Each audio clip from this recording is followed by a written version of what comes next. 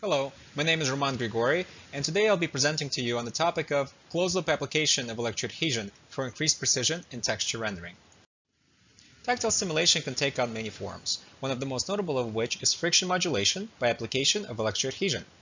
This form of tactile actuation has a demonstratively wide bandwidth, which makes it an ideal candidate for texture rendering purposes and for investigating playback of natural texture elements.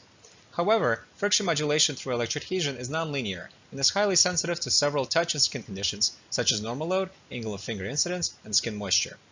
The graph below demonstrates friction data, which was collected during active touch, while the electroadhesion effect was generated between the finger and the 3M surface. You may note that the effect strength is reasonably flat across the tactile frequency range, but is nonetheless highly variable. Here's a detailed block diagram schematic of the closed-loop control that we apply here.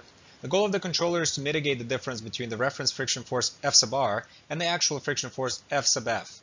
The controller C takes the measured difference and computes a control signal U, which is essentially the modulator of a high-frequency current carrier. The current carrier then generates the additional friction force that is summed to the native friction of the 3M glass to produce the total friction force that the finger experiences. This total friction force is then picked up by a turbometer, and the signal is low-pass by an analog low-pass filter designed to mitigate high-frequency ripple due to rectification of the current carrier. We can solve for the optimal controller directly, and we begin by characterizing each of the three system components. G represents the turbometer response, L is the analog low-pass filter, and P represents the electroadhesion effect strength from which we extract its average value and its variance. Having found an analytic fit to each of the system components, we solve for the controller directly by opposing a constraint of the resulting closed-loop response. The ideal controller C would produce the closed-loop response with unitary gain across the tactile frequency range. We cannot use this ideal solution, however, since there is a large variability in effect strength, which will cause system instability at times when the effect strength is larger than the expected value. We therefore scale back the gain of the controller proportional to this variance, which has the effect of reducing the bandwidth of the closed-loop response T, as you can see on the graph on the right.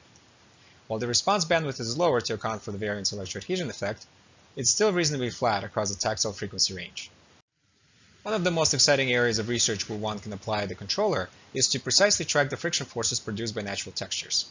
Here I demonstrate the performance of our controller doing just that. Starting from left to right and moving down, we have friction profiles of several textures we encounter in everyday life: Empire velveteen, microsuede, swimwear, denim, hug towel, and faux leather.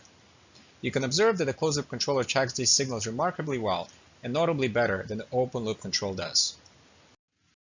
In our work, we have demonstrated a closed-loop control method that can be used to precisely track the friction forces that are produced by natural textures.